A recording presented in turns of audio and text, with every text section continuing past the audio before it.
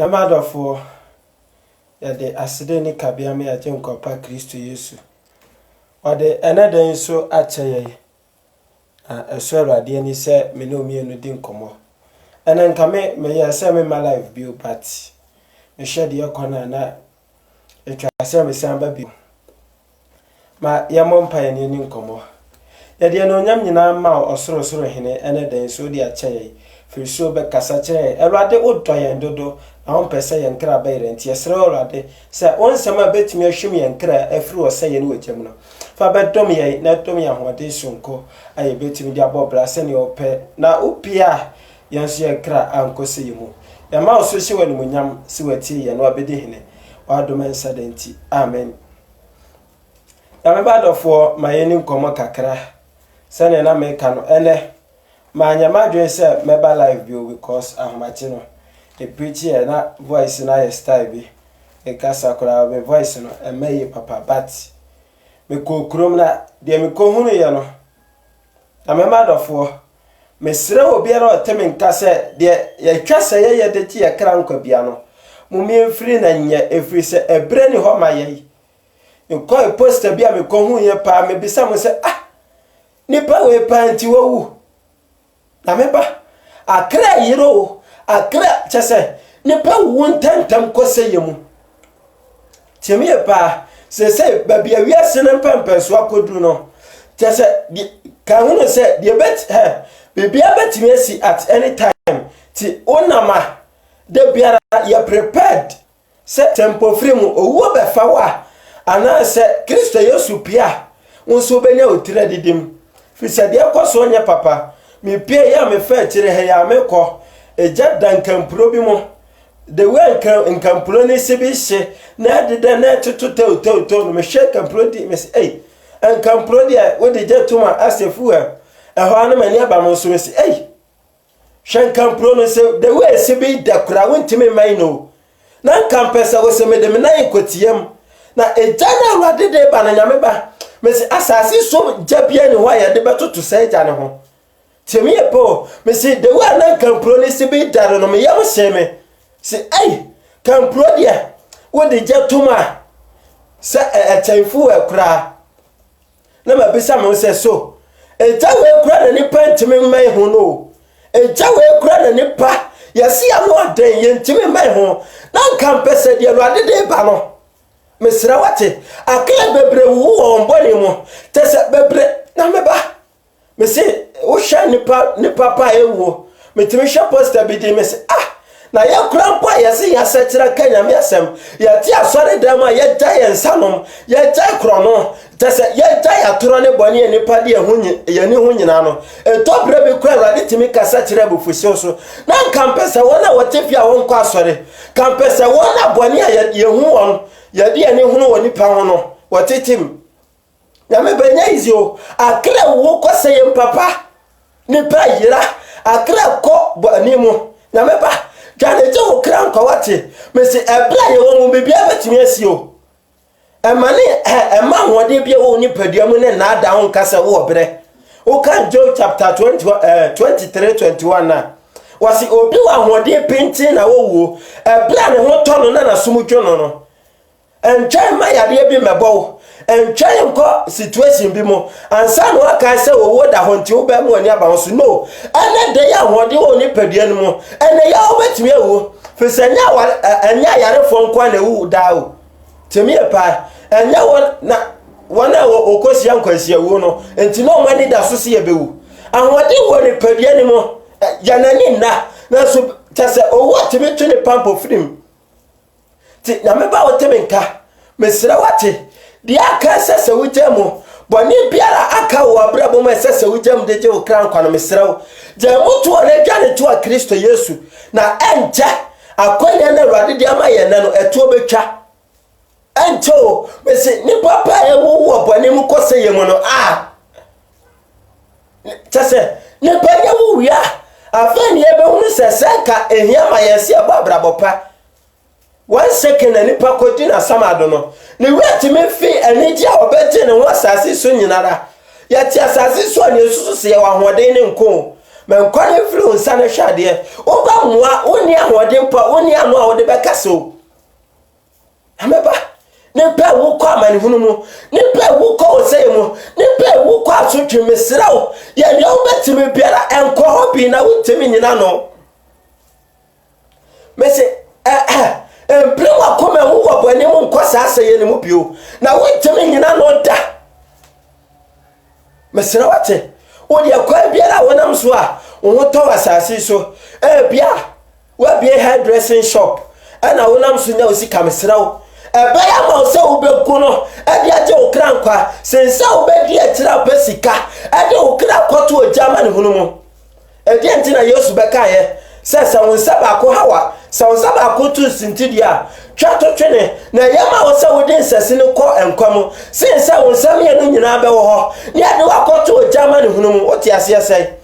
ti Christopher tete so dem ayi aka o kaka Bible se won saba ko twato twene enya bone kwaso temi pa enkwan bone biara wo fa so nya hoto wasasi so no ebeya ma se obejemu ato wo no wa fa mane mo di aje wo krankwa sinse obekọ ma bone di aye ode obekọ ma bone mo mfaso chese na meba ahometi o bone di sa wo jai bone a eden temi pa wa wani tua se ekwan ya wonam soi atoro ya wotwitwai eno ana wotwitwaje hu obat awiye ni asemo that ya demo ntina meba mesra woni na ho na jai boni nyina mutuo na akela wu ko seyemu nyame fare sa wode obetu jamo temi pa sa wo ya so de na wo se obekọ so atena boni ma awrade enya ne fare da so obepeja wode wakoto sa agane mu efisa etitere ni abempon bebre gugu sa agane mu enya nkoni ni pa wodi kaya wo ko osemu ti abaya ma so bedwane ache okra nkwane tasa sedi ni pese bi wo kra de wona ma posters bi a obehunu no nyame ba ahometi o awraho ne pe wo na ade awraho ne se yati asase su dia wo ka Awurade asem tira ya yentie yati asase su dia wo ka Awurade asem tira ya na ne yanso ye di yankase ya won nsem yi ye ho no wo ye mbone ho na atemo dananim no wonteme nya bibiara mfa ntwitwa nya ho temi pa wonteme mfa o man ntwitwa o man nya wanu ye wonteme mfa odwuma nya wanu ye wonteme mfa okunu anase obi biara nya wanu ye ti Bible kura se se obi bedi Yesu Kristo ati na wa no Yesu anchen ne maame etobre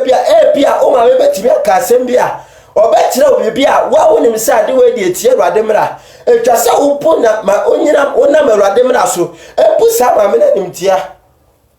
obu ane kunu se media me yere de wose sentare boni na manage ho media me yere de me peso obe sentare tenten bia dabi me peso oluku size and attractive mesraw yamawo sa obegina Awurade asem so pu sa ni pakro na nimtia sa de Peter mutemi gina pisa se etre onyankopɔ anim sa yetie mo se nyame ana na me badofo breadroom no I run for your life o se obi aso ne nkwaje ho se de nkwaje na kodu nyame ba anu ayedi o nkwaje pro na kabreti obi na emu ato akaka kra bi na pro ne mu ato na kwan na mu ya kwan hia na adro bra emu to no yede ene bra ne yede ale twase yede powram na me ba emfa woni senya boni ajeje otie dwane je wo kra nkwa temi pa dwane wate efisa kra wuwo ni pa wo boni ma opo be no ho firi se asotwe ni amane hu na ewo asotwe ni amane hu na ne boye foko hu no wo ya hwan wo bejo wo ya hwan kwa ho de be kofom wo ba moa wo ni ahode mpa wo nya no a wo de be kasa wasamado na me ba asotwe na no hu amane hu no anu ode esini ne pa ho ade so eyama ne pa se ye dwane ti ye kra nkwa na me ba ena form fi se ni pa ne bone atu so akodu Awurade anim na Kristo Yesu aka ne muntam se enya dia bone akoso no ode ho beche ye da si ansate ne wuo ma te mesra wate emna na yadro akabre chewabi na de besi anya sia wie timesraw enna kakra yeda yanimi obi nim da obewo obi nim da Kristo Yesu besane asasi so enna da ya Awurade de ahoden ni akwanya na maye no ene sesa yesra Awurade na wode abone nyina ache ni apem kwa yanim se ye ben na Awurade asem so abo abrabotene ne akwati bone nyina ra se de be ya ye kra ebenya wosra yini ni makọ fi se ni pa ha ben hwerewa Mekai me se wo pa na wo ko wo se yemu wo na wa o kra nwan ko Awurade ahene mu na wo ko wo jani mu a kaya mo se ni pa kra nkaye efi se Awurade bo wiase ewiase ni 20,000 years you ewiase 15,000 kra wiase twaye but ya di ne pa be ko to jamu a over million Awurade na meba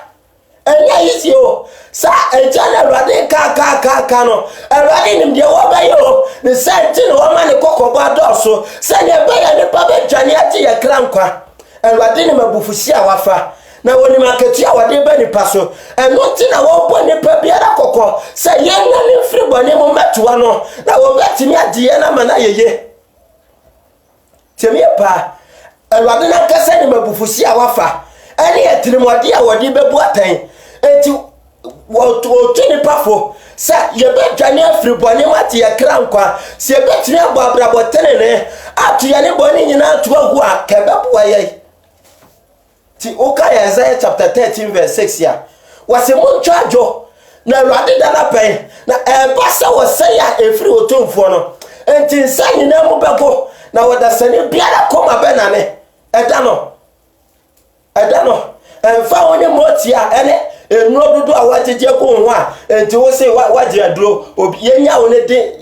na ya kakabe nsama ope edano obiara becho obiara wode be kofom edano motia tumi nya adwuma bio malam tumi nya adwuma bio boso tumi nya adwuma bio enso tumi nya adwuma bio maame wata tumi nya adwuma bio dia edano be ye ho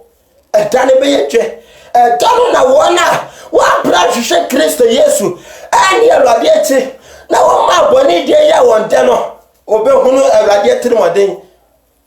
eye ni pa se ye chese eye ni pa se ye da nyame ye mo fa do na timi kotena sori dem but abrabo Awurade hwehwe firi ho ne mo ti Awurade se me fie mpo na me hunu wo man ne pone me Awurade me fie mpo na afedi ode bone ne beto ame se ye de bone na so ho a ye de aduru nyame fie ti sori dem ye ti wo yuti acheche ye ho afa na asofo ne nkofo yire no modeda na nyame ba enya izio ti Yesu kasasa wose enti se nipa nya wiase nyina na wo hwere ne kra emfa so pen no benya na wiase nyina kra obetimi anya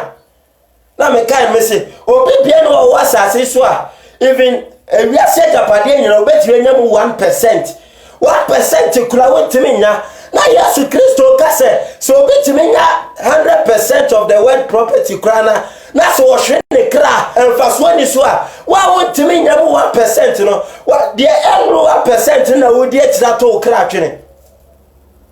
oye wase dia ba de pa na ne pa be ma etimi dia sesa ne kra na meba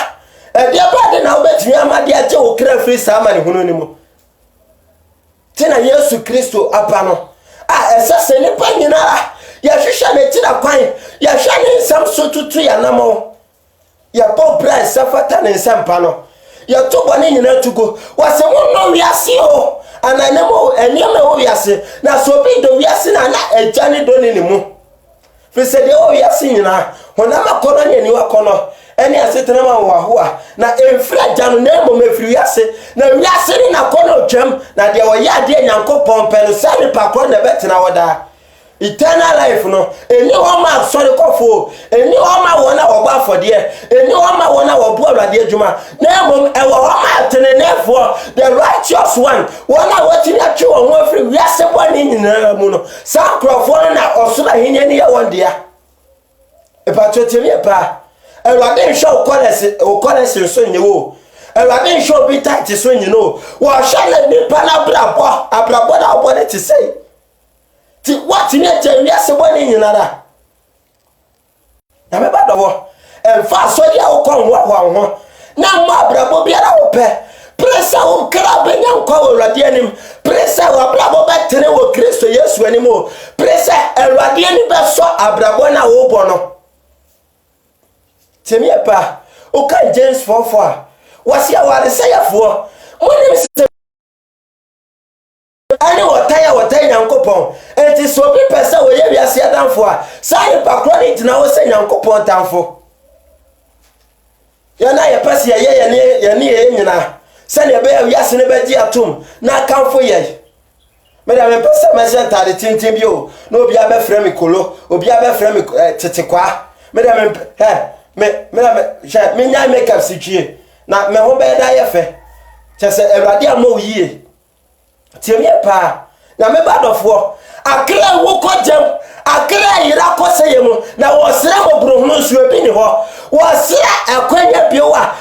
just one day pa yɛmfa momra sasi so Awurade say there is no mercy ɔma hwere ɔma sɛ akwanya na Awurade de ma wɔ no entimi no me no so betena sasi so yɛbɛyɛ hwe han ama yɛso yɛkra kɔsa gyane mo bi na me ba empene wate obatua yɛ bibi de agye okra nkwa abra woti ase dia obatua ye bibia fa ho bo maden enkachi na monfa ni ade ni akukudro aprete okra afri boni akanyina na mu enya sadia sada no owati yentie paye owati mobrohunu bia ni ho owati boni fafre ni ho owati akwanya bia ni ho bio temie ba nipa wati dia kaya na brabo bebo yesu sunsanso ebe ne kraso timesrawo dwene wo kra ho ye enhwe ne padia ne wo kra bro na wo kra ne watem obibu wate dia odi ne padia ne ye nyina ne padia ne be ja ho ebe wo akosa fom na wo kra na enwu da no ti oka Revelation chapter 9 verse 6 ya wo se enani mu no enipa ba hwe owo na nso onya ye be pase ye wo pa nso wo be dwane ye hwe abufuso ni atirmoti Awurade afade ba no na asotwe no oh na me wo yamabo ana de se usuro se obewu but ebrami ba sa anya se wa satira wadwe no amo wabrabo ya me ka tell se ebrami ba ana masotwe Awurade de beba usonti o ba hwehwe se ka obewu afri sa asotwe ne mu nso owu ne hobi there will be no more death na me ba timisrawo ya wa musiesie bia ene ya na sasie ye de ye emprim akoma temie pa ensusu se wiase wo bre dwane je wo kra nkwa bomadi ho na me ba emma bre ne nkachi me se wo ti ase de wo betua ye bebe de age wo kra wate na me ba abra won kwam yi boni be na wo timi nyai wo betua jai boni biara I just say why you serious? Tell me pa. I just say why you serious. Now why you possible when you meet me who die na me so babo. Tell me pa. Am I planning catch my wo? Am I done mansa? Okay, Zephaniah chapter 2 now. Was a mo come home one and mo or my money was a ma said your name mamma swans and never. Awurade asebrebio say what you say be any we ya ba ne boye fo so wona wote na asem so atua no one person obo ombra say you no Awurade na asem asie no Awurade say what you say be ba won so eno na sef odifo sefani aka kire yen say mama ya ma said ne ma ye so ansa wasidane sana ba set enteto wase mo Awurade bufo mu jane mamo so ansa mama Awurade bufo dane manso nyame ba na da no wotemi nya ba biara nyane nkose temi pa da no wonya twane kobia biara ene de dwane kobia ne wo ho mawo dwane kobia ne Kristo Yesu emfa woni bone ade so biara so according to Matthew chapter 11 verse 28 wase mwa ya adwuma no waso amone so anyinara momra me nkyɛ na me Awurade matimi amama home na beba boni aso boni no ma wa ya setan ede mo de so nyina ya su Kristo fe o se bra no no koto na betimi ahye obone de so ama o no watimi ama wa hometia onyankopa hin ne ete wodan ni mu enti ene wo kra bro bo mate jane to Kristo Yesu abia wuti asie na edana nka eti ama o Ewade se sa wote ne na emprim akoma efise enene nkwaje eta no enene adombre no enene ahoma problem no enene ahoma problem manipa si akoye nkoto dwane mpaibo mu ne no ya ho ya koma mu a wotime de chaye mane yeye but say yenye wo wia hey abraboni tocho se wonya wo wia empaye akonya bia ni ho ma obio se nipa nya wo wia diaka aye na brabo so akatua na meba mesira wache Ewade doye Ewade doye no wo pese obiara be wo de body mu ni senti a wo de asese boni awade hwa mranti blem no maba wa brem hwa kwada brem wa hensa woni awadi ni nyina ti wo da so ti asenne o Ewade pese wo satra free boni mu on pa de boye ni according to Ezekiel chapter 18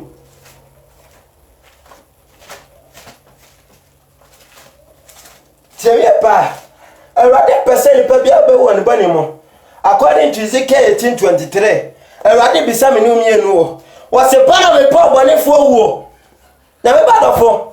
enti boni ayedi dada besi nei enti pa na Ewade pese ye wo mu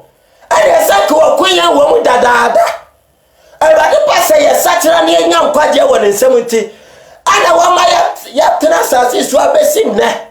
abesim pempenso yi awona ne samso ka kira ye se ewo mu sa ya ye tiwade de ewo mu sa ye de bone de na nso be no ya ho asakira bana ne ntan ya oya tenene ni o oya mobro humfo ne Ewade pere se ni pa be no ne ho ne bone awaya ho na wa ba ne ntia be sira bone fefre na firi woko ne pa ne ba twe ne ho afiri bone mu sa de ne na Ewade hwe firi ni pa ho wase para me pa bone fo wo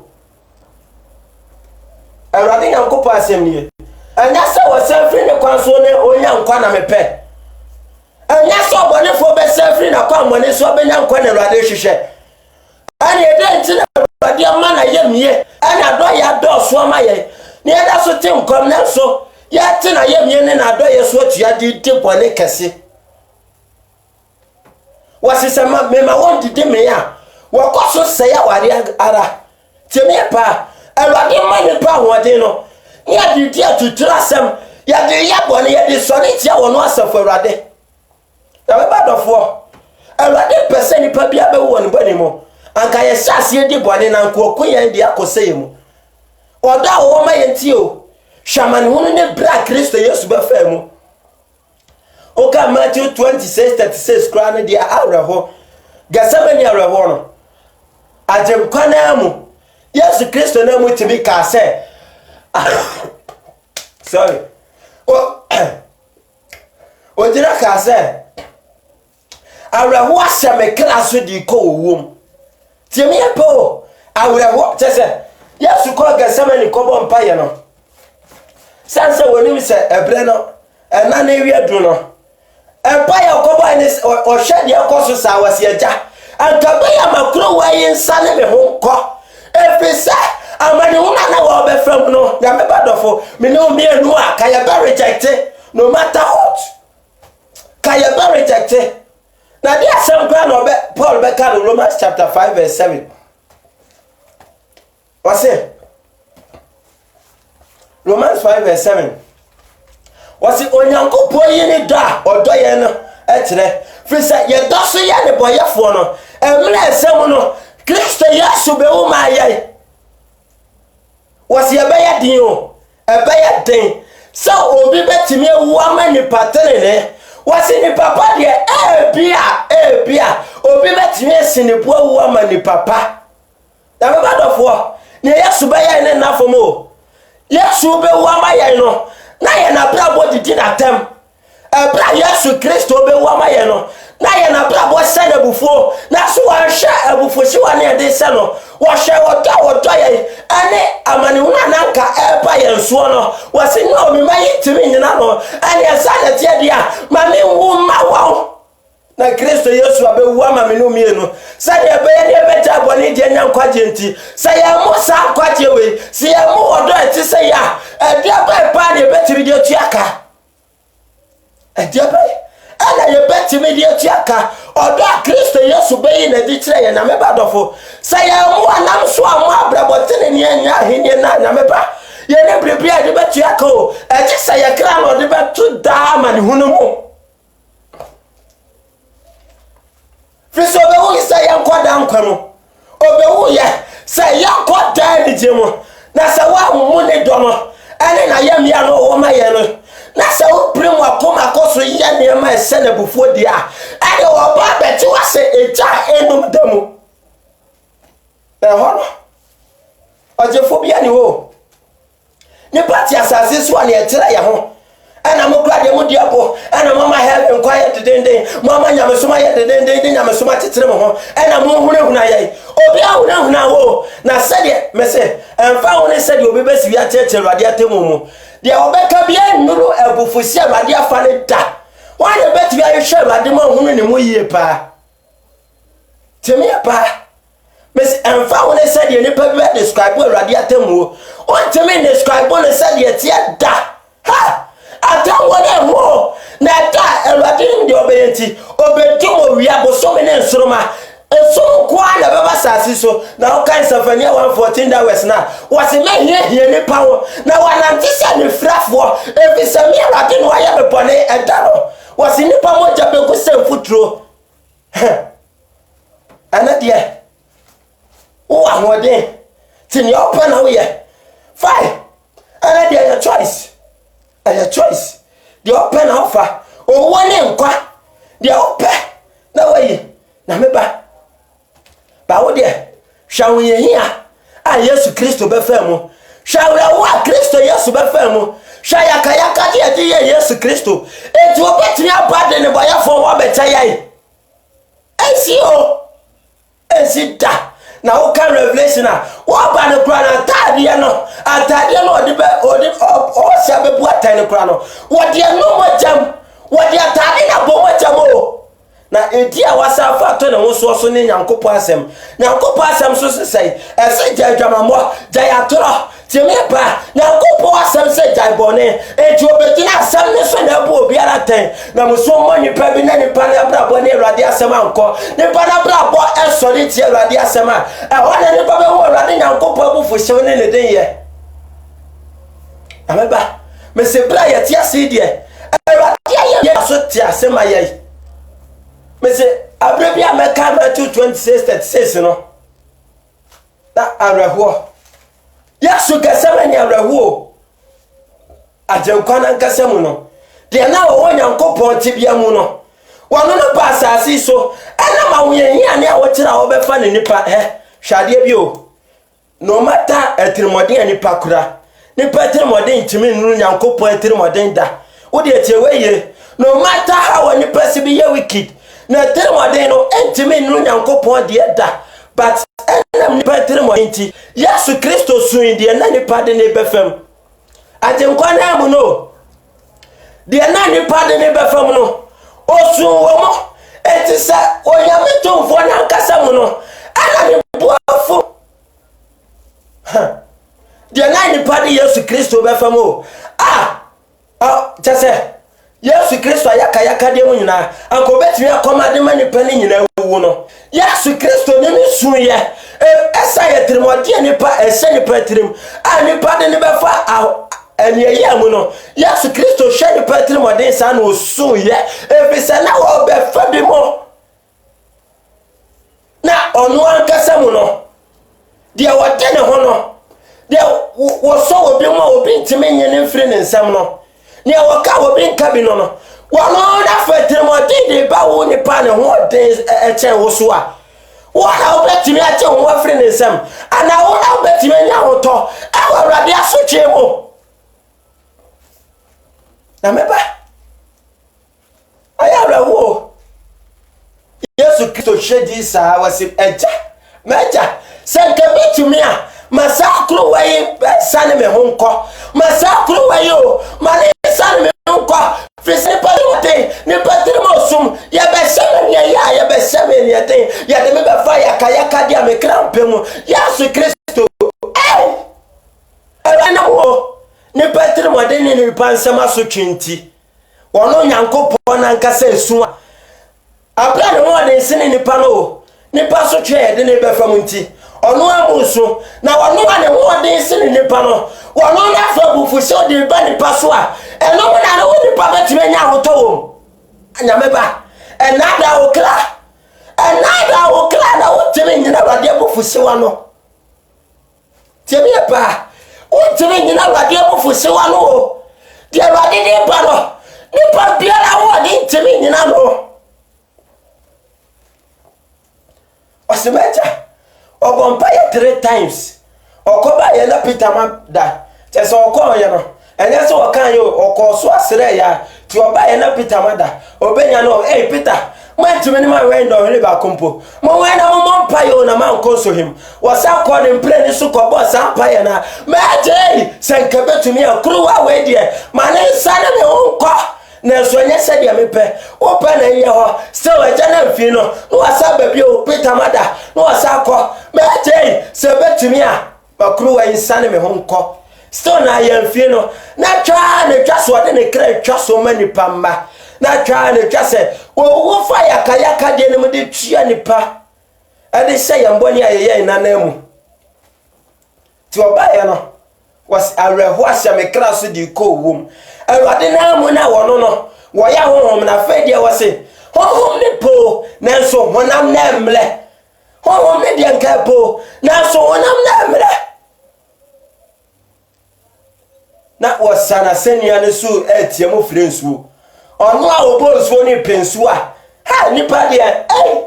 adaru ade baba nya baba ye huni yo se ya hwe ya brabo ya ye huni ye da wo pensu na ensa keka yesa de bonu na fra na de ama ba mai ya wo don ti no asaji ano o wi ya nsa so ha wa peta de ni chese sani akoya ye no ye mboni nyina beso a Yesu Kristo enti wo sana sani ane so no ejani yi na ni ntano afi wo sha ejana yi na ni ntano wase meja adenti na wa pa me adenti na wa yi wa ni hintame Fisa mi no bia no bone na kosoa no ti Awurade ne boni se wo ye de boyeni fisa obeti agina mu wo de ne kra be se ye boni anamu o wi no se sira ma eja no se me eja facha won fisa woni ne wo re ya na odo we nyina nti wo se gusu ma wo tene nsem de bia da wo ti Awurade nsem na ye nyina ti wo ti mi asatira wa dwa na mepa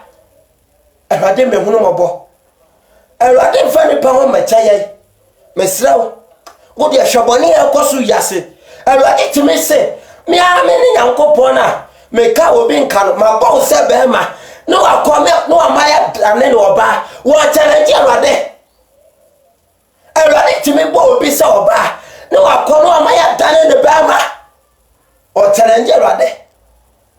timi pa Awurade shana di ye nyina mu wose biribiara eya na ni sofe ne pasi no ya se tu Awurade abodi eso hwaboni ani pedi hwewodi a ekoso hwe kunkum na meba Awurade mfa nipa ho meche wono temie pa temesrawo emabone kakra bi emabone ketwa bia wo ya no antwe won kosa seye ni mu na hoto ni ho enya hoto kromo ya hotre ne ya krom temie pa na obi nkon sansa na ti na meba do fonom mesra wate Awurade doni pa dodo Awurade toya no otoye kawayi na ne nta kawa ko watwa to yase ne wahye ne nipa nyina sesesi ampo Awurade toja free soro hye wiase ne nipa nyina onifo woni wan kokwese no but odoye nti wose yenna na yakwan hye ne nsem yenya boni biara mu nto ho yanto ya mu ya de to ntwene na yamra ne nche mefa na asem eni so yanya de wono asafo Awurade pe efise wasiesia ahene bia wani de ani animonyam a obi timi nyefri wonsam wo de wo ne ho awreho oya oyade eso biara ne ho ne pase yempe yabekoso dibone yabekoso yetiwade yabekoso di amamosem yabebadofo mesera wate Awurade adawodo adi akire ye Umiansu ya no bi according to 1 John chapter 4 verse 19 wasi na ye do efrise ono ne bi nkan do ye na meba se Awurade ado wa humobo e de ne kra beto ama wa wonsu to ne bi according to John chapter 14 verse 15 John 14:15 wasi se mo do me a munni ma sede so ti ye ni Awurade asede so wate no Awurade hu ye ni ma seda o be fa ya kwa henye ni mo wasi mo tintim ha mamu yehimo mo kwaso Awurade adwuma yimo efisa mo nim se mo bia anya kwata na meba se ya bia wase ya de Awurade se ye temiya pa se ye fra ya ne sisi aso wo wiase ne ho na ya ma wiase ne die ne bone ye ya tantan de na ya ma Awurade mra mo so ye nani na ya bo ye mbra se ne Awurade nam ne nsam so se ye na nyameba Awurade anokofo se wobeti yakwa himie na enye wiye ni mu eho de ofo biara ni ho eho wo ni ho eyaw ni ho ene je ni animonyam nko a temie pa timesiraw fa Awurade apede fanante na se wa ma obra se ni Awurade pa was ebia ba de pa no ni pa be ma de asesa ne kra enti bebre ba wona nkwambone so tina sase so yi apobo ne krono tiemie pa secret society sawa join any sikaponi a watin bebrebe enti wo betimi di mo emu bia ma de age wo kra na eje ba de pa na ni pa betimi di ama Awurade di atisa ne kra wo kra somwo wo kra ti da Kristo Yesu be wo ye enti ma Yesu wo ne ho mra faso ma Awurade wo no esomra faso ma wati na me ba dofo mesira wate Umi yankwa Awurade asem dedende ema wo ma ye makwan ema obi mfa ewiase ne ahonyade na da ema je yemfri no kora na ya tie ne yakura mu dini mu tie me pa mo ma yankura mu frisa no ne yanko na se ye ja mu to hwa ye benu ye ho ahonu a eni awiye se ye ja mu to hwa adetama ye ni baba ye ho so no ye ba realize say yeah the biggest mistake ever ameba mesira Twaneje wo kran kwawate akele wo ko seyemu Awurade mfare sa wo beti ni pade wona sejam timesira bo wa pabo ye ma woni ye nyina nso asafo Awurade ani ma woni ye enso asafo Awurade ani sa Awurade ka se ya enti Awurade ase empresa wo beti Awurade ase ana Awurade adenti na wo si ye nya dwamamo Awurade adenti na wo si ye nya makeup sitwe Awurade adenti na wo se ma ye mfa nwinto ye tirinwi so Awurade adenti na wo se ma ye sejuaris enti na si ansa no waye ye na padia no woni monyam se bi de ma wona wo bra wo hwase eye sitie ma ne nsem no temie pa pati oni pa bebre wo ha adenti na Awurade sisei tese ye charanye Awurade friso ho ne wo se Awurade de ne pa ma no ti dia ope wotimi ya obi ensi ne kwan na meba mesira wate omi ammo ya nkwa ho ban moma ya fa Awurade asem anyan yankasa yankra timi pa moma ya tutu ya na mo se Awurade pemu wate moma ya ma de Awurade pemom eni ya na bra boso se Awurade pesa ya fa ye hia se ni na ta ye na ye ko wom no ti ye kra nkwa moma ya pere so sa e moma ya hwe ni pa bi bone akoti boni ni bi mo no ye e ma kire no Awurade fa ye kra nkoto da o jama ne hunu mu timi pa ya hwe ya na mo nto nyina mu na ye misa se ade a mi ye Awurade pere so timi pa na me ba dofo ente Kristo Yesu baba na me hwe dia kwa ne kra na ebia ente o ba bewu etimesiraw tutu anamo ye na ebia Awurade betimi anam ne sura usuro ne so because Wakano Proverbs chapter 10 verse 27. Wasi Erade soro eto na so na bone fo fie de obetwa so obi wo ho a ka Erade nso sie mu no ebia watwa 2 weeks amana se nipa na nsacha na adwena Erade beku no ba se nipa ni mu ne ho na wasacha na adwena Erade hwe nipa na otimi de ena ana se enfie bi ka nipa na abrabọ ho se de be nipa ne betimi de ye ne kran kwaje ho adwuma wie ti na me ba dofo mesira wache mo me ammo de nsacha ya adwene fi se God too soon not doso painful exit no adoso do ana wo de wan kra hwe na wo be bon kaye owo be mon kayo Job 23:21 was obi wa modin pinti na wo wuo ebra ne ho tono na so modwo no temie pa bibia betimi asi at any time o Yesu Kristo betimi appear at any time temesira hwe wa bra boye tene wa kwan mo wa bra bo wa koma mo susuye wa dwene woni ne wo kasa wo ntare se wa ho siesie obi biara nso asafo Awurade ani temie pa ma obri biara enso Kristo Yesu ani fi se amfa ne boyafo ho meche won sa temie pa amfa ne pa ho meche yen sa se de Awurade dwene adwempa ma nipa se de Awurade sibi pu nipa awo peso de nipa sie ne monyam a nipa di Awurade hwamo nipa ti Awurade no masam so atua nipa challenge Awurade no nyame badofo Awurade mfa abota achase o ma de se ogwama bio se de odin kan ba ye no na ebom o ba de se awenate se boni nipa di eti no no wano so betua ye nkama na bro na wo ti wo kan Revelation a wo se abonefo buafu but ye Nyankopon no so na bofo so se ne sa abonefo ne bofo ne kra no ti de wo ye kra de ya kro bi na wo die no ti me ba wo agro bi kra na wo die no ebe ya ma wo se ka wo be ja woni e boni ma to ho na Awurade nam ne dum so ache obi ama na yeye efri se asotwe ne dia ameba hwe ye de won wo boni mu hwe no wo de boye ni wo fi se de boy ne boy afọ Awurade na nkasa twa ne ho suma wo mo Awurade na nkasa o twa ne ho suma ne boy afọ ebi se wono nkasa ne mse asotwe na wasiesie ama omo no oma ho ade ntumi ti according to Ezekiel chapter 18 Ezekiel 18 verse number 32 Ezekiel 18 verse number 32 no Awurade say na menya de wo ne ho anidie tiemiapo say pe wo abone mu nyina no Awurade wura ho ma ye wose yenya ye wo ne mu anidie o na ada na ye wo yi ya sane mra wo no Awurade nche na ye menya kwan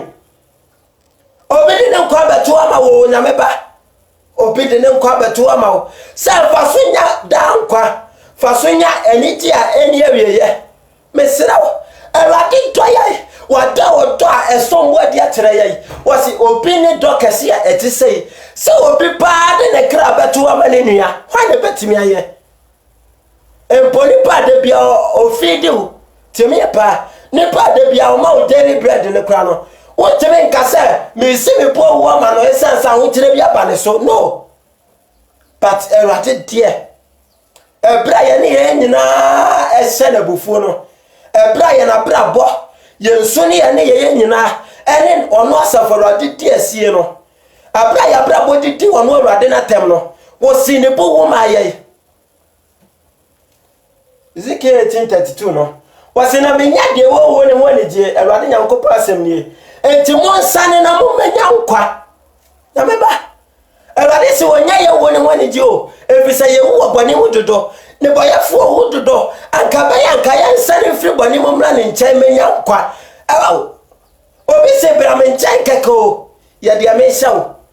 ma pɛde no ye de ma me na metwerɛ sɛm so ka kyerɛ mo no na mema wo nkwa eni awieye efisa enkwa ekura wo nene de opo ebre bi ba meti afiri wo nsam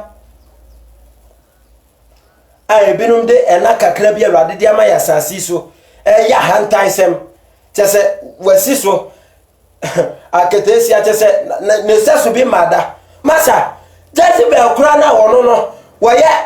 menka ne se kura ma hantanfo ne adwamanfo na ne kura no Awurade ku no wo bia na ni wo na tan wudi Jezebel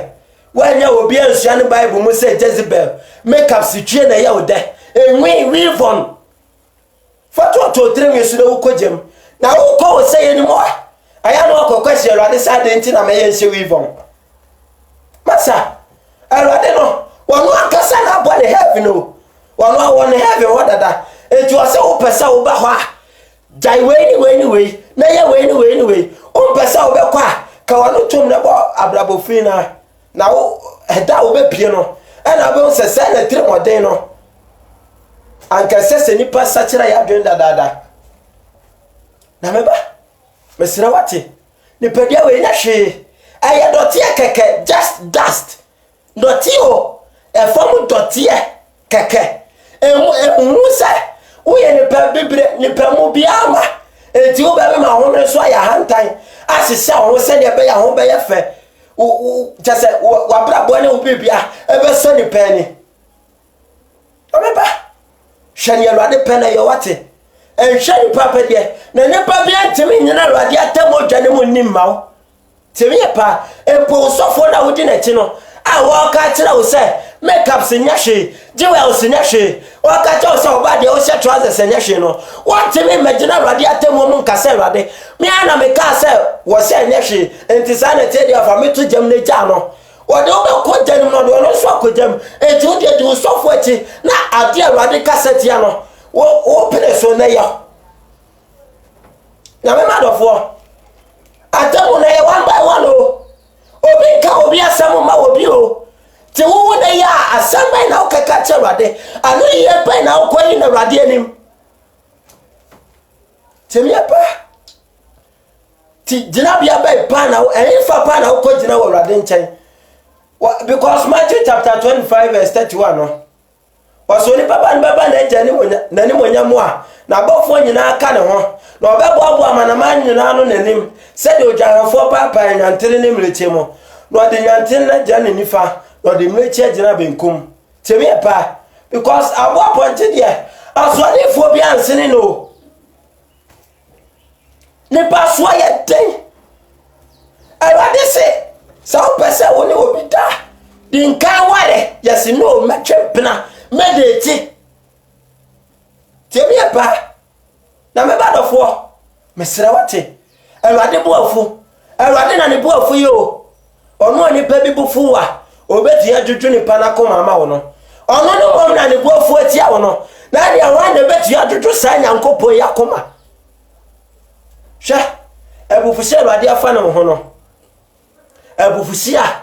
Awurade afa nipa ho no ade ba ko pe ebeti ya jewo afri mo ani adwensa kira ti abra Awurade bofu ni wi no a opese wo to jase no ne bofu yo na wo kan so obeto jase won but o mine satira wona adwene ja woni ye bone no Awurade so no ne ho adwemoni a wo bofa wo mo se wo do ja bese won no ti Jeremiah chapter 18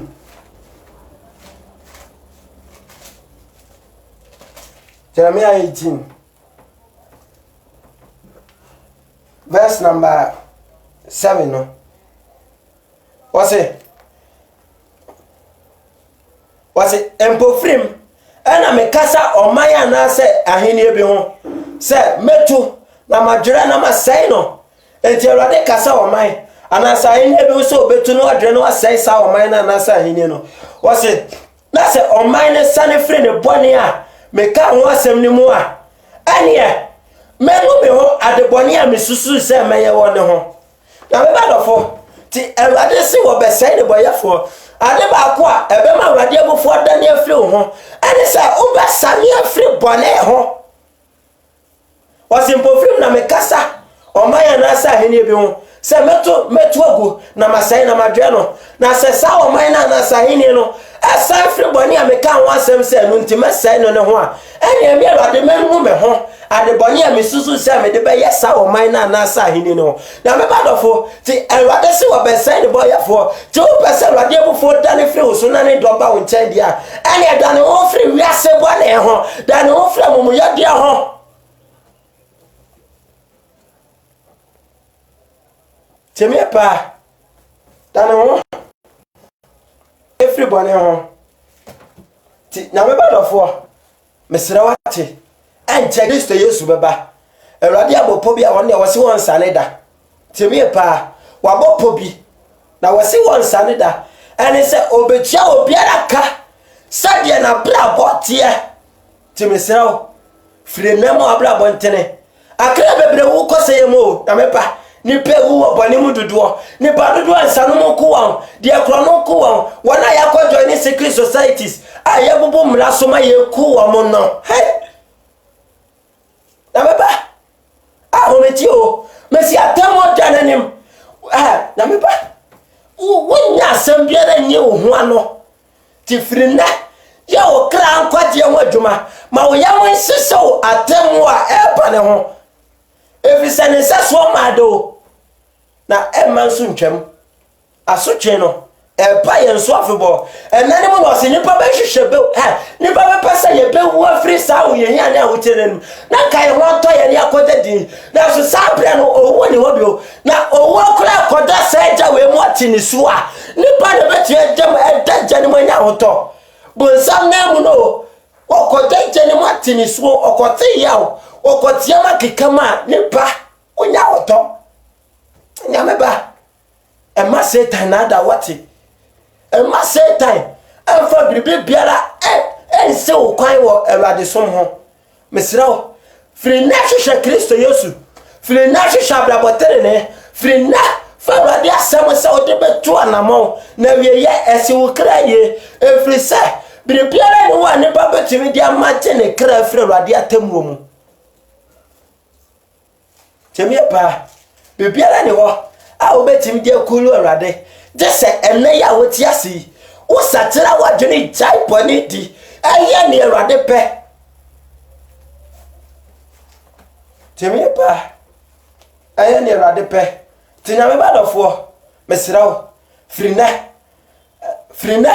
bomoten se obeso aba fata dwen satira fi akwamoni biara so na Awurade aka ne muntam na wonu ne ho so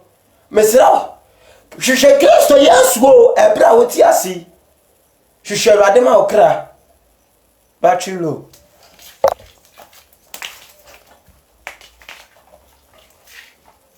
beba to temi pa hwehwe Awurade